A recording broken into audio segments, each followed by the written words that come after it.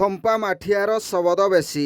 ଦାୟିତ୍ୱହୀନ ମଣିଷଙ୍କୁ ଦାୟିତ୍ୱ ହସ୍ତାନ୍ତର କଲେ ଏଭଳି ଦୃଶ୍ୟ ଦେଖିବାଟା ସ୍ୱାଭାବିକ କଥା। ଦର୍ଶକ ବନ୍ଧୁ, କାଦୁଅ ରାସ୍ତାରେ ଘର ପର୍ଯ୍ୟନ୍ତ ଯାଇପାରିଲା ନାହିଁ କାର୍, ଯଦ୍ୱାରା ଖଟିଆରେ ବୁହା ହେଲେ ରୋଗୀ।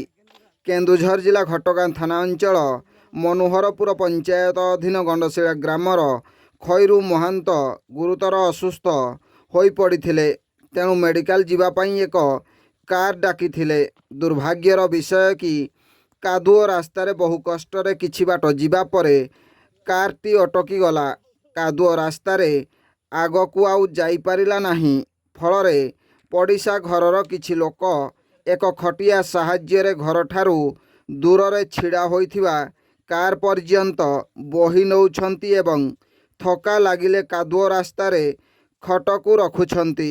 କେନ୍ଦୁଝର ଜିଲ୍ଲା ପାଇଁ ଏହାଠାରୁ ଆଉ ବଡ଼ ଲଜ୍ଜାଜନକ ଘଟଣା କିଛି ହୋଇନପାରେ। ଦର୍ଶକ ବନ୍ଧୁ, ଆଜି ବି ମୌଳିକ ସୁବିଧାରୁ ସାଧାରଣ ଲୋକମାନେ କାହିଁକି ବଞ୍ଚିତ ଅଛନ୍ତି? କେଉଁ କାରଣ ପାଇଁ ଲୋକେ ଭଲ ରାସ୍ତାଟିଏ ପାଇପାରୁନାହାନ୍ତି? ଏହା ସବୁଠାରୁ ବଡ଼ ପ୍ରଶ୍ନ। ଆଶା ବୃଦ୍ଧ ଖଇରୁ ମହାନ୍ତ ଶୀଘ୍ର ସୁସ୍ଥ ହୋଇ ଘରକୁ ଫେରିଆସନ୍ତୁ।